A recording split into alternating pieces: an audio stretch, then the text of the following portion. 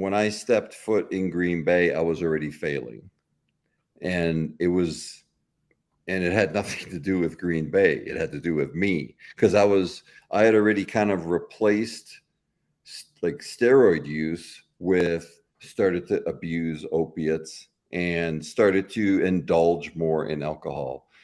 So I had already was kind of say self-sabotaging, and I was coming into Green Bay tripping, more or less metaphorically, not literally, but I was like tripping. And I never really gave myself a chance, or really Green Bay a chance. There was a lot of times, I've mentioned this before, not too many times that I've mentioned this, but Green Bay, the organization, the coaches, the people that, were immediately attached to it, gave me every opportunity to succeed.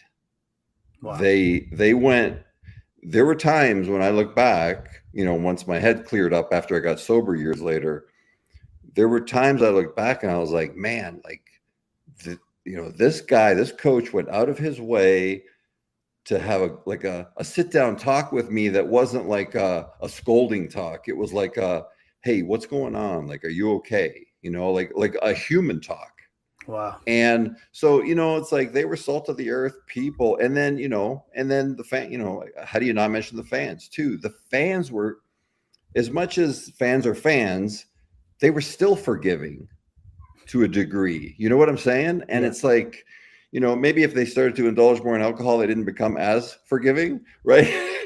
They'd become more like, you're a bum, you're a bust, or whatever.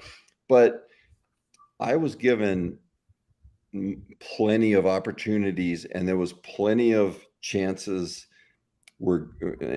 plenty of instances where Green Bay went out of its way to try to help me, but they couldn't put their finger on the problem.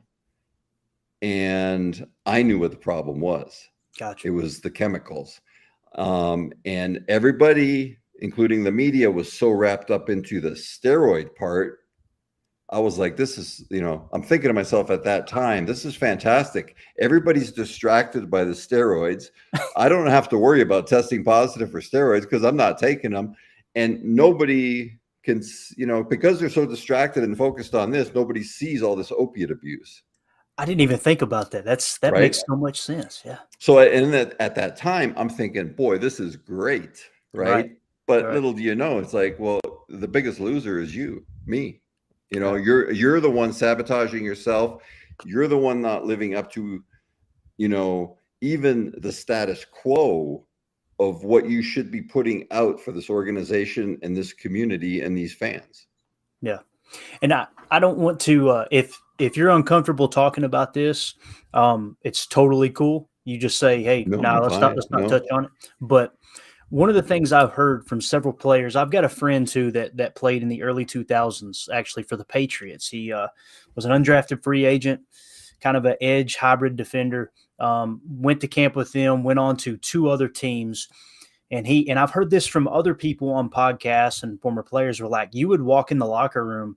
And again, this isn't to dog the organization or the NFL as a whole, but this is what sticks out in my mind. They said you would walk into the locker room after a practice or in the training room, and they had 55-gallon garbage cans full of painkillers. And it was grab a handful and go. Did you witness that or no? Never saw it. Okay. I wish, at the time, I would have been like grabbing the whole barrel and putting it in my locker. Right. And we are talking, those people that I heard say that was probably, 20 years difference, from when you played. Yeah. I was just curious with that. Like, I wonder what it was like, how did it come so easy? Obviously the pain, my goodness, Yeah. And, it starts off with the correct motivation of taking a medication. Medication usually medication taken correctly as prescribed will benefit you. Mm-hmm. That being said, I will throw in a disclaimer that not all medication will do that, especially since the last 3 years. But that's my opinion. That's my opinion. Well, I'll say this: doesn't mean I'm right or wrong. Opinion, but we share a similar opinion. I'll just leave it at that. But right. And I'm not gonna, like, it's like, I'm not afraid to talk about that issue, but yeah, besides that, like, I never saw, it's like, stuff was not just handed out freely, painkillers and stuff. I can say this, I manipulated many doctors and many pharmacists in the state of Wisconsin and surrounding states for narcotics. Gotcha. And Brett said something similar. Brett Favre said the same thing. Is like he would go around doctors in the area and make sure that he had everything he wanted and needed. And this is something that hits home to me, Tony. I didn't tell you this offline, but my my mother actually overdosed on opioids back in 2020, not too long ago. Right. She, spent 20 years working on the highway, a black topping company, had to have both her knees replaced. And we lived in a part of the country in Harlan County, Kentucky, which they call the Oxycontin capital of the world. These doctors were just, they were handing it out like candy, trying to get it into the community and everything. Right. And there's many documentaries on that and Big Pharma and all that. But I watched her literally go from, she had to have both knees replaced. And at first it was for the pain. And then obviously you begin abusing it and it ultimately cost her a life, and those last, it doesn't make me happy saying this, but those last 7 years of her life, it wasn't my mom anymore. It was, it was a different person. And a family member, it's frustrating because you're like, how can I help? And at the same time, in the back of your mind, you're going, she was my hero. She was the hardest working human being I had ever been in contact with. And it's like, who am I to say I understand what she's feeling or going through? And then you look up and it's too late. And, I hear your story and it's like, it wasn't too late, man. You came out the other side. And I think the biggest thing too is owning it. You just got to own it. She never owned it. And that's probably what saved your life, right? Is saying, hey, look. Well, the grace of God saved my life. It's it was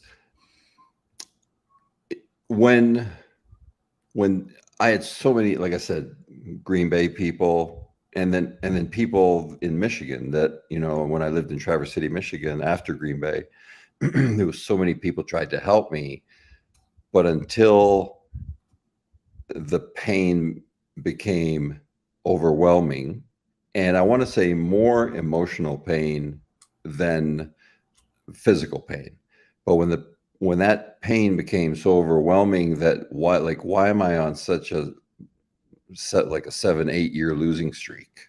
Mm-hmm. And why are all of these relationships fractured, from family to friends to acquaintances to whatever? And you realize, if you're really going to take a cold hard look at yourself, you're the common denominator in all this stuff. Yeah. So maybe let's look at my role in all this stuff. And that's kind of where you at least can start before that, even that admission happens. And for me personally, being able to do that and take a look at myself, that in itself was a miracle and an act of God. Because like I said earlier, I had all the answers. Unfortunately, we have stuff on VHS tape to prove it, right? Because I had all the answers for me. I had all the answers for you. I had all the answers for the Packers. And it was everybody's fault but mine. It was my mom and dad's fault, my brother's fault, my wife's fault, my coach's fault, the Packers organization, the fans' fault, the media's fault. It's like until I said, hey, wait, maybe it's you. Maybe it's you. And until that happened, and what drove that to happen was emotional pain. And I think that was, there's a friend of mine that says, and I really like this quote. He says, God loved you enough to let you make your own mistakes. Yeah. And then you could realize, and then you have a choice. Do I want to continue down this path of hell, or do I want to start correcting things? And just because you remove chemicals, whatever those chemicals are, whether they're steroids or opiates or coke, or it doesn't matter what it is, just because you remove those, like, it doesn't mean you're a saint. You have to change your behavior. You have to change you. And a lot does change immediately because the chemicals are removed, but there's a lifelong process of working on yourself the rest of your life. And as you know, as I get older, or I'll say wiser, almost 57, the road narrows as I get older, and on things that I will do and things I won't do as far as moral laws, and character and stuff like that. And I don't, profess to be a saint. My biggest thing that I really keep, like, I'd like to keep things fundamental and simple. My biggest thing is, am I a better version of myself today than I was yesterday? Because if I am, I'm in the right direction. If I'm not, I need to find out why I'm not, and then I need to correct that. And I shouldn't compare myself to anybody else or any other people. And that's why when we talk, going back a little bit, talking about, the 70s and 80s decade, was steroid use was prevalent in the college and pro football. Well, that's why I won't compare to other players. What they did is their business. Yeah. And I'm not going to throw anybody into the bus. It's like, if they wanted to, and everybody kind of knew everybody was doing it. Right. Okay. So I can only own my stuff and be responsible for my stuff and be transparent about it. And, and again, try to every day be a better version of myself than I was yesterday. Yeah. God, such a strong response, because it's like everything that everyone wants in life, everything we dream of in life, it's right there to be taken, but we have to get out of our own way. We have to kind of go, hey, look, I don't have all the answers. I don't have, if I did, I would be further along. I have to remind myself that all the time. Right. And what you said about, what's the common denominator here? I could not tell you how many times I find myself in a situation and I go, hold up a minute. That person ticked me off. That person ticked me off. This didn't work. And all I can think about, there was this man that lived behind us in Kentucky. His name, I just knew him as Mr. Vanover. This old man. He told me one time, and it stuck with me. I use it on the podcast all the time. He said, if everywhere you go, you smell dog crap, you might want to check your boot. That's what he said. That's a great line. I'm telling you, and there's this day, it's true. This week. I'm sure this week I was like, hold up, man, it can't be everybody else. Maybe you need to step back a second. Right. Wow, that's powerful stuff, Tony. It's powerful, true. Man. And someone being willing to open themselves up and be vulnerable and say, hey, look, because if it reaches one person, I don't know if this podcast will, and this talk we have will reach them. I know you're reaching people because I've heard about it. Right. But if we reach one person, it was worth it, right? Just absolutely. Absolutely. I mean, look, I have the opportunity to be able to talk about my personal experience, and that might help somebody. My story is no more important than your story or your mom's story or anybody's story in this chat or anybody that ever listens to this podcast as years go by. Everybody has a story, and everybody's story is important. Yeah. And it doesn't have to be a story of alcohol abuse or drug abuse. It could be a story about whatever and how they overcame it, because that's what interests me, is how do you overcome the adversity? How do you do it? Because if you do it kind of the same way I do it, okay, cool. That confirms that it works. If you do it a different way, it's another tool I can put in my toolbox for future adversities. Yeah. So because future adversities are guaranteed. Yeah. So what was it? Do you remember the day or just the time, around the time that you said, enough's enough, I'm fixing this? Do you remember kind of that moment where you go, I'm digging out of this and I'm changing?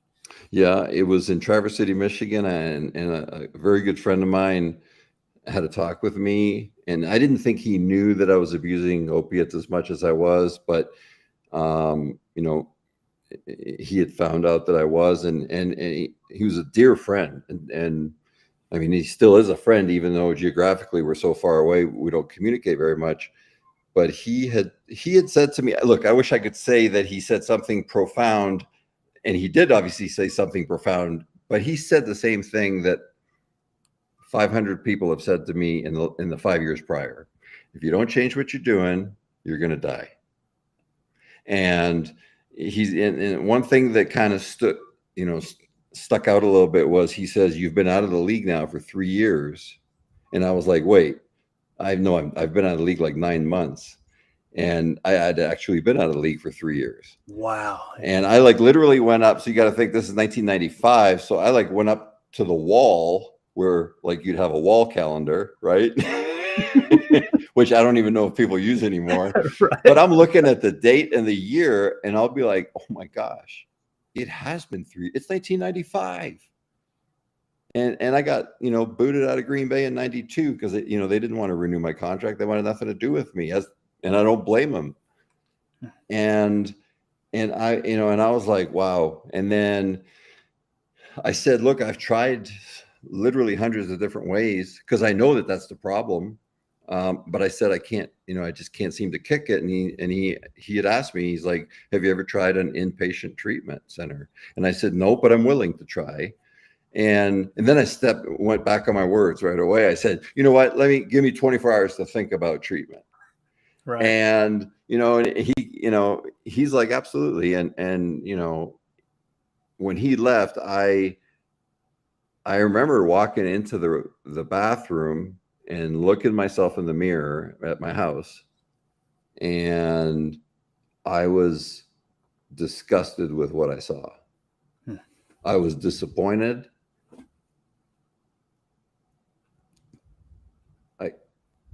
Disgusted is a good description. I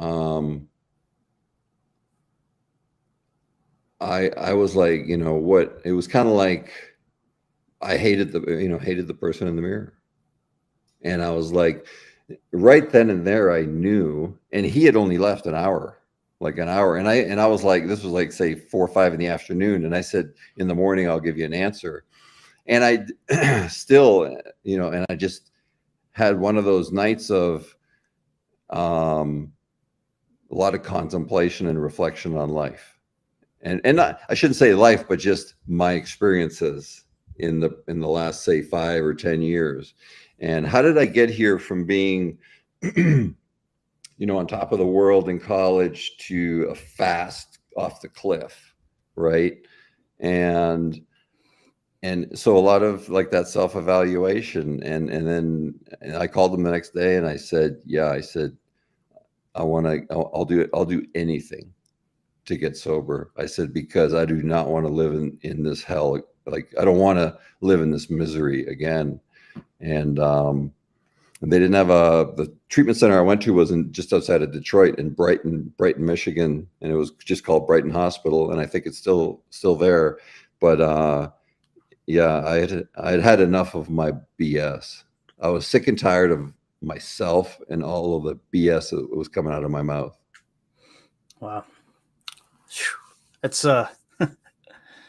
it's gonna help people, man. It is. So you make this comeback, right? You get cleaned up. Yep. And I heard you say on another podcast, you were talking with some of the Michigan State guys, which is just excellent. Oh yeah, guys. Good guys. That was a lot of fun, man. A lot of fun. I heard you, kind of talking to them and saying, all right, I'm going to do it the right way. Right. And you made your comeback. And we all know, just to skip ahead a little bit, and then I want to backtrack and hear kind of how that unfolded. You go to the Colts, you play for 2 years. I believe you started 16. 3 years. Was it 3? Yeah. Wow. And you play out. So, I mean, you kind of burst back onto the scene, and the way I remember it and looking back, pretty solid years too. Like it was, you play at this level. They were solid. From my perspective, it was like a miracle. Like right, I couldn't get off the couch because I was doping so much. And 11 months later, I'm sober and re-signed in the league. So it's a shock that somebody even gave me a chance, because I'd burned all my bridges. So I think to myself, okay, just because you sign doesn't mean you make the 53-man roster. You still got to make the roster and then, aspirations to play. But I thought to myself again, to me, it was, it's a God shot. It's one of those, it was another reminder that, when you do the work and you do the right things, and, I'm very extremely faith-based and have been really most of my life, but especially, in my, later adult life.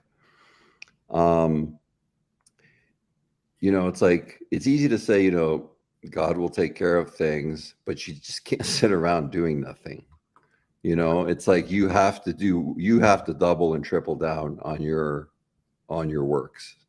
And, so I was lucky enough that Indy gave me a chance. And when I talked to them, when they worked me out, I was as transparent with them as I am with you today. And I said, look, this is what happened. And I gave them the synopsis, and they had some questions, and I answered them. And I said, so just so you guys know, you're getting damaged goods because you're taking a risk. If you even choose to give me a contract or offer me a contract, you're taking a risk on somebody who's in recovery where more than 50% of the people relapse. So you're taking a risk with damaged goods. And was that going to help me make more money? Heck no. Right. But you know what it was doing? It was being transparent and letting them know, and let's not BS ourselves, we're the product that goes on the field. When Peyton's not on the field, not as many people go to the game. When Favre's not on the field, not as many people go to. When Sterling Sharp is not on the field, who should be in the Hall of Fame, by the way, not as many people go to the games. So it's you're the product, and I understand that. I'd say 99% of the players understand that. If they don't, they're naive. But it's like, I want them to know that if they're willing to risk taking a chance on me, I want them to know the truth, and that I come with baggage that I'm cleaning up. Yeah, it almost, and you correct me if I'm wrong, it sounds like for the first time in a long time, if not maybe your entire life, adult life, you got to the point where it's like, I'm good enough. I can. Oh yeah. I'm okay with myself. I'm okay with the person I'm becoming, and just open yourself up, because 6'6", 308 pounds, running a 4.6 40. This monster of a human being. You're built up all through college, and rightfully so. Arguably one of the best offensive linemen to ever play college ball. You're built up on this pedestal. I'm superhuman, right, Right. And then for it to come crashing down, and then you having to accept the fact that, hey, look, this is who I am, and I'm going to make the best out of what's remaining. Man, that is the true comeback story. It's amazing. Yeah, to me, and I think I said this on a podcast I did yesterday. I think it was the podcast yesterday.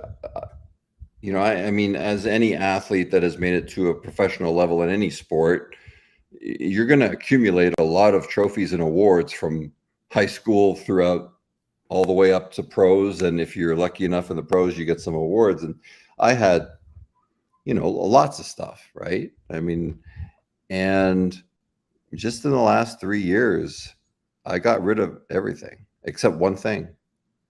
The only thing I kept was this probably $5 plaque that was the 1996 Indianapolis Colts Comeback Player of the Year. Wow. That was it. I was the only player ever to be on the All Madden team out of college, because that's for the pros. Yeah. Well, right. John Madden had named me to that team from Michigan State when I was still in college. Wow, I didn't realize that. Yeah. So to this day, yeah, and now they don't have that award anymore, but they ran it for like whatever 15 years or 20 years. So I got this awesome like trophy. Like it was cool. It was very heavy, like pewter and all the names etched into it. And you look at all the names of all the players, you're like, man, like all these guys are awesome.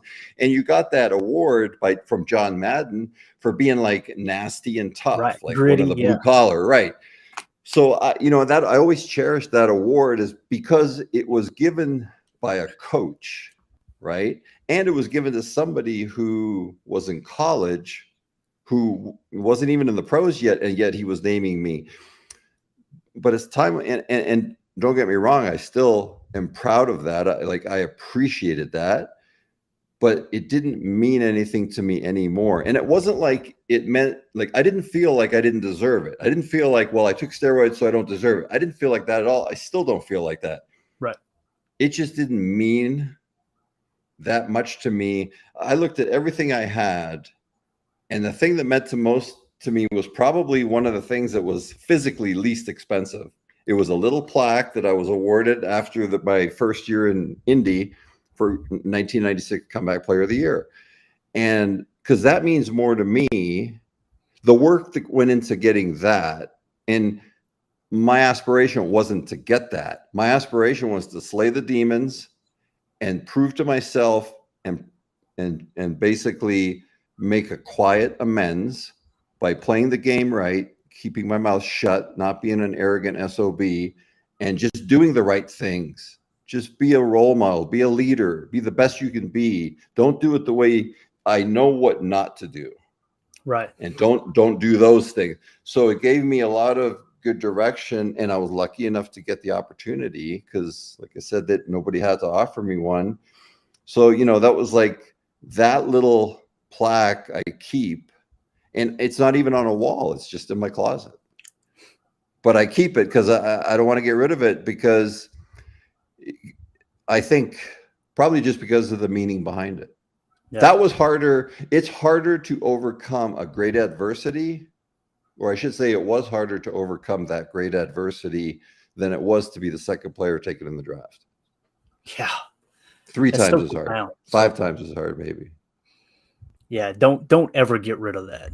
If you need someone to hold it, we will lock it away. I would get a secure box, because, man, that is the Lombardi. It sounds silly, but that's the Lombardi Award. To your life, and it is amazing. It's probably, like you said, probably the thing that has the least amount of monetary value. Physical value. It's just a plaque on a piece of wood, and it's it's a nice little plaque you can get at any award store, have made for a high school team or whatever. And here's the great thing.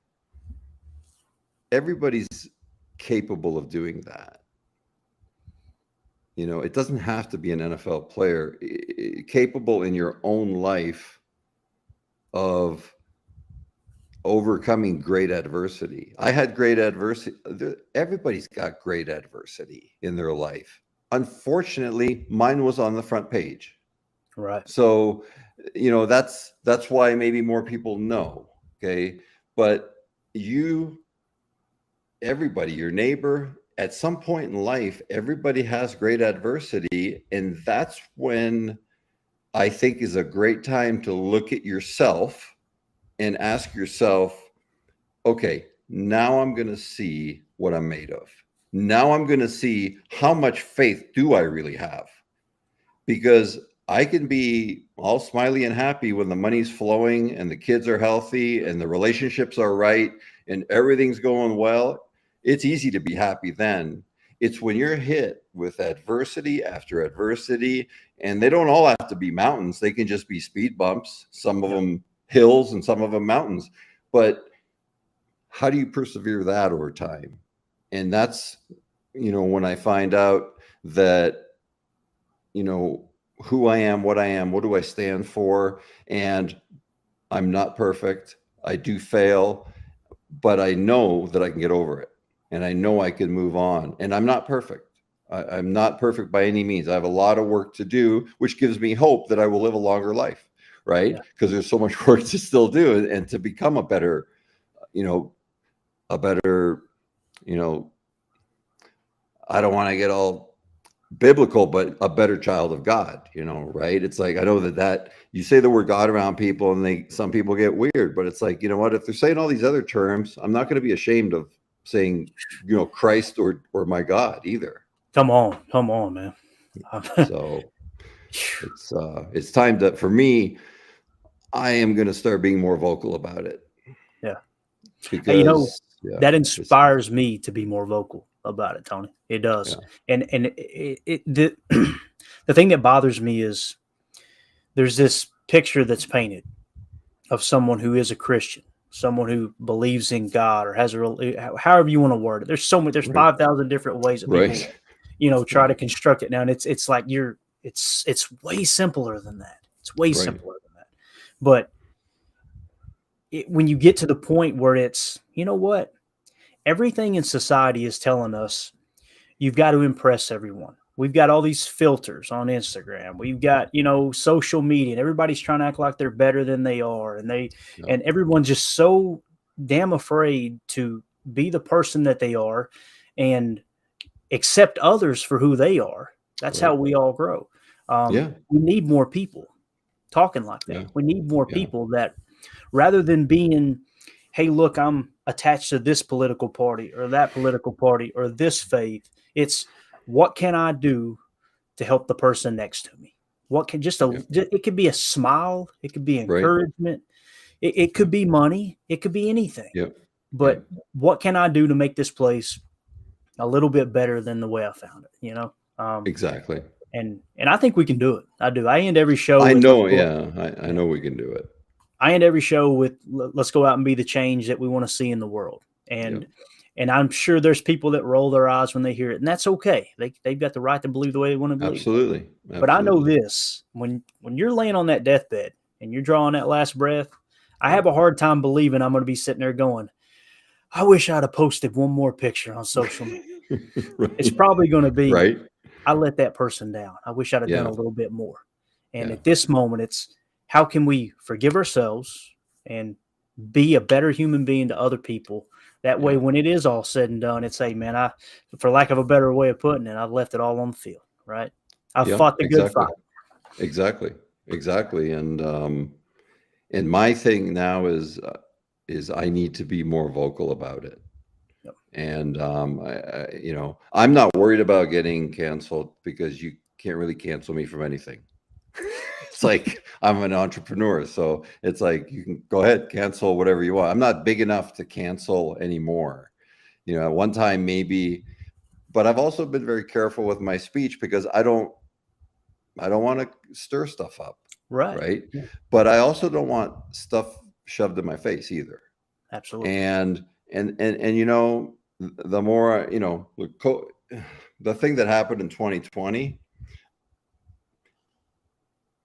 as planned as it was, these are my words, nobody else's, I think it was good, because it revealed more corruption around the world than it did, I think, the initial plan, how they wanted it to work out. Okay. Mm-hmm.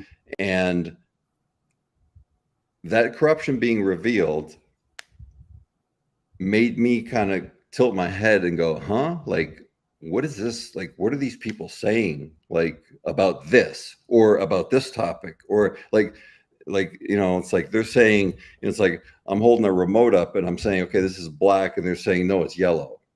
And it's like, no, it's black. And it's like, they will fight to the death that it's yellow. Right. It's like, well, this stuff doesn't make sense. All that being said, and obviously that's just an example.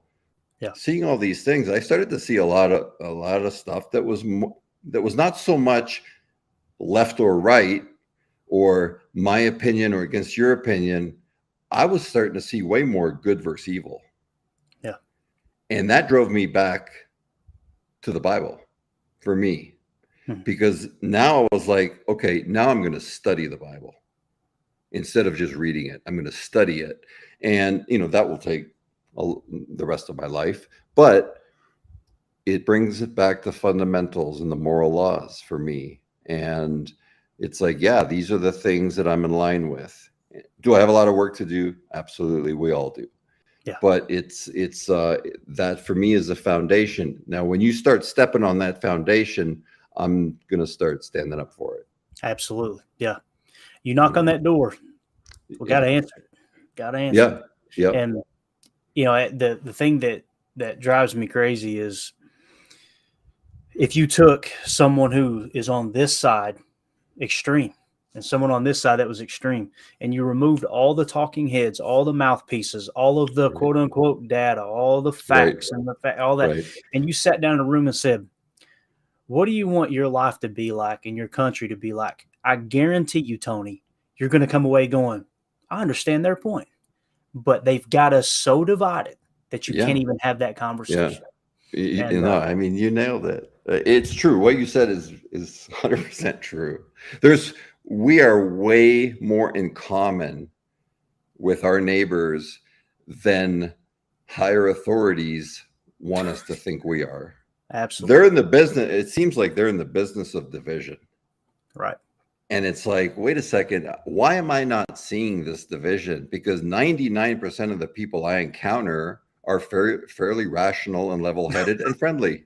Yep. And it's like, so I'm not, again, it was one of those things that just wasn't adding up, and it drove me back to the book to start studying, not just reading it, but studying it and understanding it. And, it's like bringing it around full circle to Reggie White. Reggie White was a minister. Reggie White was an extremely very much a man of God.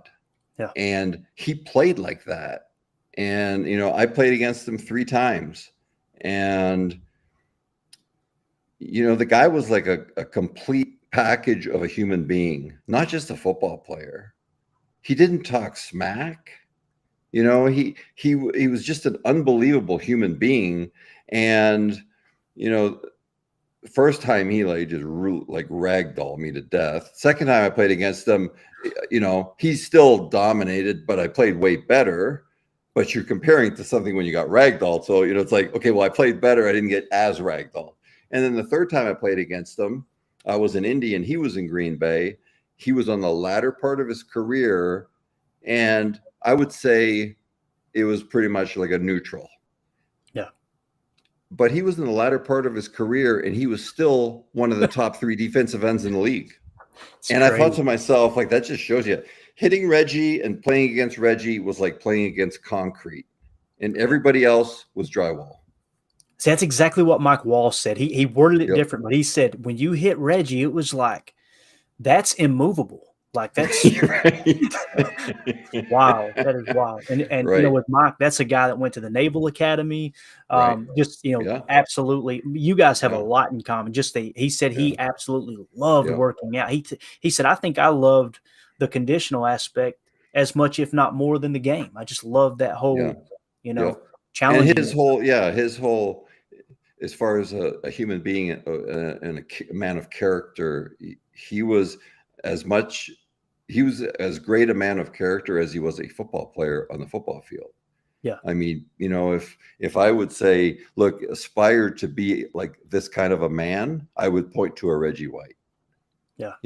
And I feel fortunate that I just, that I got to play against him 3 times. And, we had some minor discussions on the field, that were all civil, but it was like, just to be able to watch his career and be like, wow, like that is the way to do it. Like what he's doing something right. It's not just ability.